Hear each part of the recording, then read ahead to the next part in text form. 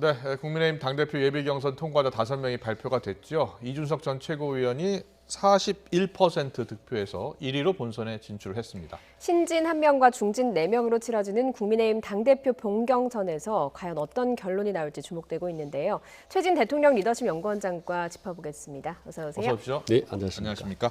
국민의힘 당대표 본선 진출자 5명이 가려졌는데요. 네. 여러 가지 해석이 나오더라고요. 예. 최준 원장께서는 뭐가 가장 주목이 됐습니까? 저는 일단 지난 30년 넘게 네. 저렇게 재밌고 예. 역동적인 보수 정당의 선거를 본 적이 없다라고 일단 좀 칭찬부터 해주고 있습니다. 예. 더 이상 이런 표현을 써도 될지 모르겠습니다만은 꼰대 정당이란 말을 쓰지 않아도 되겠다. 예. 그리고 태극기도 보이지도 않았고 영남당의 이미지도 보이지 않았고 예. 그 완전히 달라진 모습을 이번에 보여줬다고 봅니다. 예. 그리고 저 5명 보면은 신진과 중진이 적절하게 잘 조합된 모습. 그런 점에서 상당히 이번은 일단 예선 자체로 저는 절반 이상의 성공을 저는 거뒀다고 봅니다. 예. 뭐 이준석 후보가 1위로 예. 지금 나타났고 그다음에 나머지는 모두 중진입니다. 물론 이제 말씀하신 대로 역동성을 주는데 신진들이 상당히 기여를 했습니다만 이준석 이외의 다른 김은혜 의원이라든가 김웅 후보는 떨어졌거든요. 어떻게 왜 그런 걸라고 보십니까? 저는 저게 일종의 이준석 쏠림 현상이라고 봅니다. 그러니까 젊은 층과 중도 보수 경향이 이준석에게 몰표를 줌으로써 이 정도면 우리가 충분히 젊은 당으로 만들었다. 라는 그런 이준석 쏠림 현상이 나타났다고 보는 거고요. 네. 그리고 이제 조경태 의원 같은 경우를 들면 5선인데요. 네. 68년생입니다. 예. 그러니까 아마 국민의힘에 투표를 했던 층들이 이 정도면 충분히 젊고도 넘는다라는 아마 그런 표를 한 거고, 그리고 나머지 김은혜 의원도 70년생, 71년생인데 이번에 탈락돼서 상당히 본인들도 만족해하는 것 같아요. 이 정도면은 뭐 충분히 우리 당이 젊어지고 앞으로도 역할을 하겠다라는 점에서 통과를 한 사람이나 통과하지 않은 사람이나 다 만족했던 그런 예선이었다고 봅니다. 예. 그런데 이제 오늘 투표 결과를 보고 이제 본선을 예측해야 되는데요.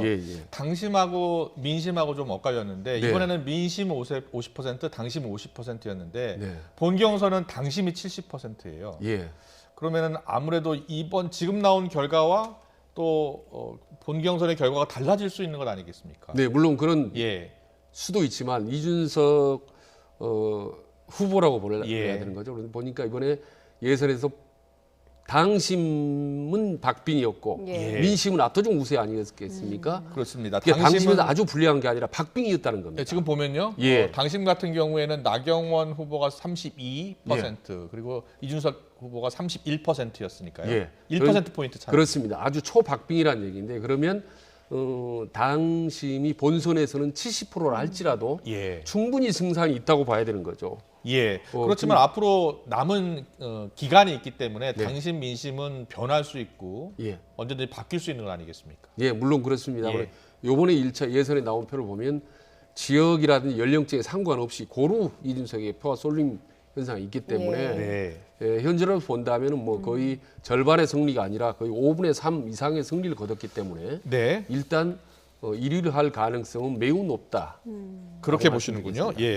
지금까지로 봤을 때는 그렇다라고 분석을 해주셨는데, 일단 뭐 이준석 후보가 1위를 달리다 보니까 중진들이 지금 합종 연행을 하는 건 아니냐, 힘을 합치지 않을까 하는 얘기가 나오고 있습니다. 예비 경선에 4위로 통과한 홍문표 의원이 관련 이야기를 했는데요. 들어보고 질문 이어가겠습니다. 그분들은 쉬어야 돼요. 무슨 염치로 또 나옵니까? 이 전당대회가 자기들 사유물입니까?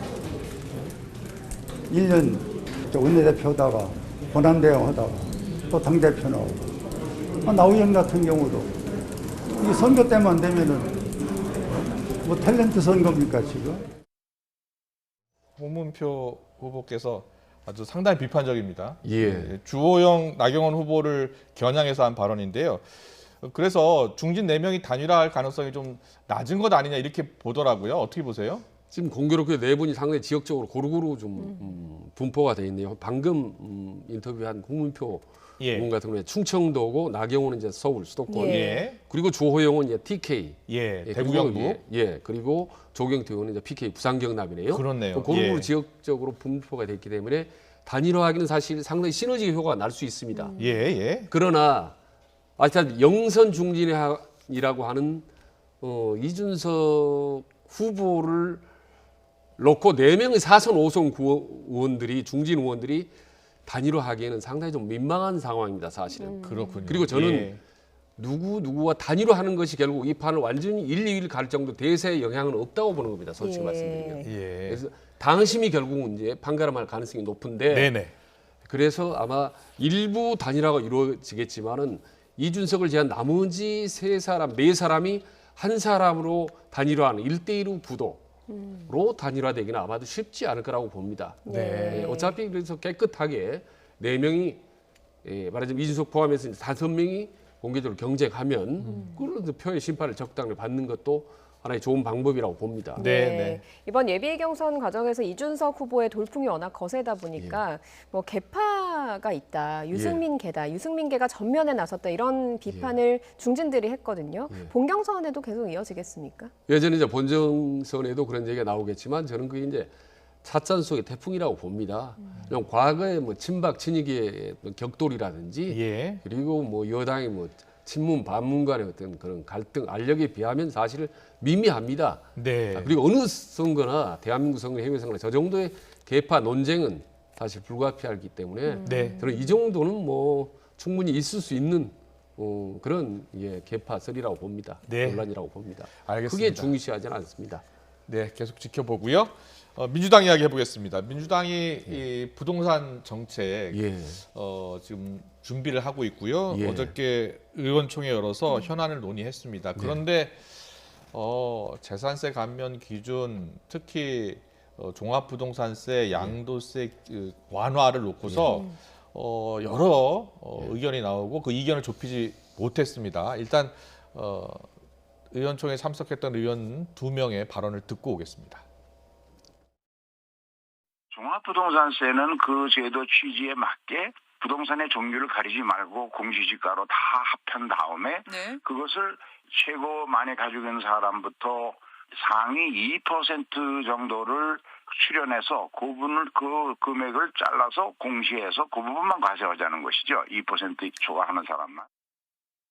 양도소득세의 비과세 폭을 확대한다든지 종부세 기준을 상향시키는 것 이런 것들은 저희 당의 많은 의원님들의 생각과 비추어 봐서는 쉽지 않다.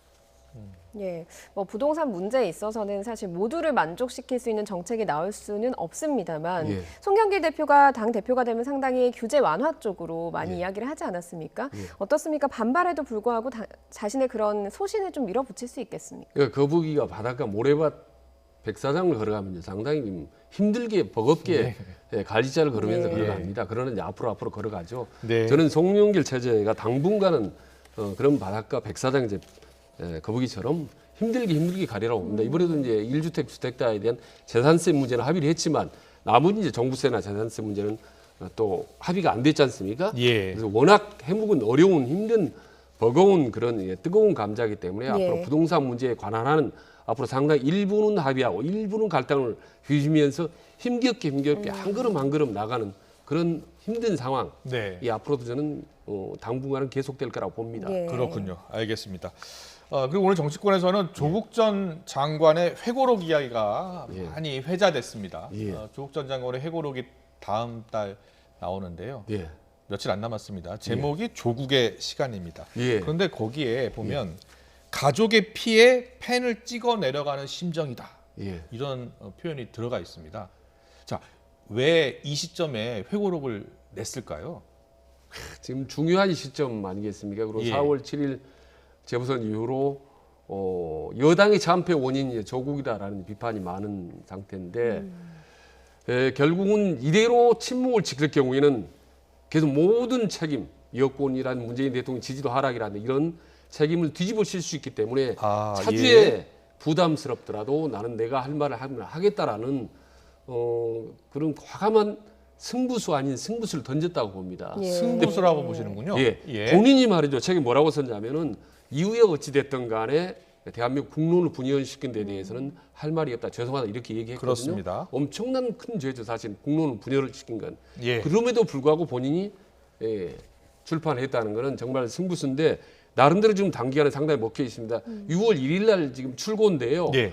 이미 지금 15,000부가 지금 예약됐습니다. 그랬군요. 예, 그리고 예. 지금 팔수를 지금 4만 부를 지금 찍기 시작했습니다. 네. 그러니까 책을 팔리고 주목을 받는 것 이 자체는 이제 성공을 했는데 네. 많은 논란과 역풍이 불 것 같아요. 이미 서울대 학생들이 지금 게시판에만 올렸습니다. 수업도 않고 말이죠. 봉급만 받아가더니 예. 그럴 줄 알았다라는 비판이 거세기 시작하는데 아마 정치권의 야당을 비롯해서 말이죠. 보수정이라든지 대학생 층으로부터 다시 한번 조국 비판이 거세게 불고 예. 또 지지하는 사람들은 또 다시 한번 그 맞불을 놓으면서 이러면 다시 조국 논쟁 3차 조국 논쟁이 다시 한번 재일될 것 같다.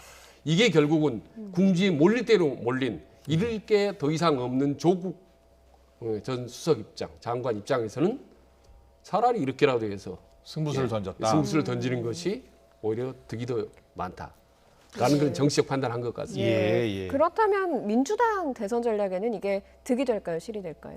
저는 죄송합니다. 그 질문을 딱 친문, 그러니까 문재인 대통령이 좋아하는 지지층에게 저는 물어보고 싶은 거죠. 네. 조국 전 장관 이 책을 내고 이렇게 적극적으로 밖으로 양재에서 활발하게 활동한 것이 예. 과연 문재인 대통령에 도움이 될 것인지 안 될 건지를 그 친문 열성 지지층에 물어보고 싶습니다. 예. 해담 당연히 저는 아닐 거라고 보는 거죠. 예. 근데 민주당 내에서는 조국 전 장관을 지지하는 의원들도 상당수잖아요.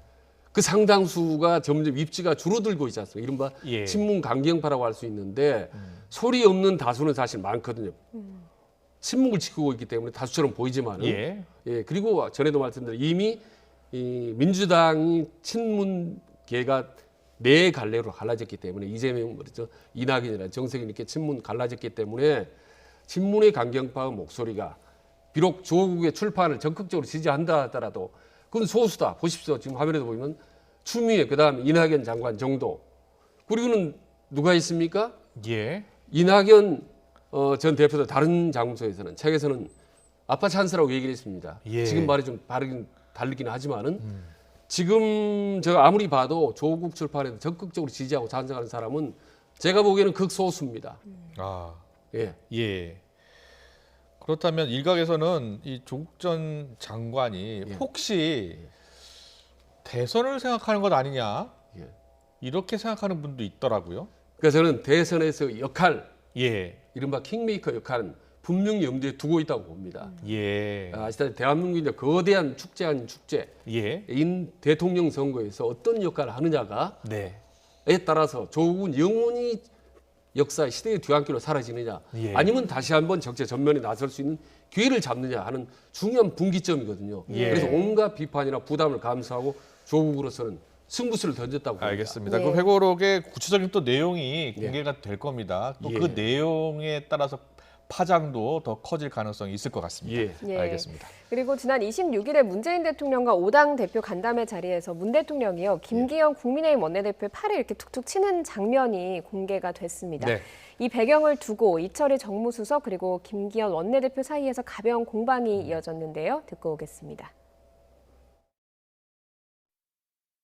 바이든 대통령은 얼굴은 웃지만 뒤로는 많은 거를 이속을 챙기는 사람이다.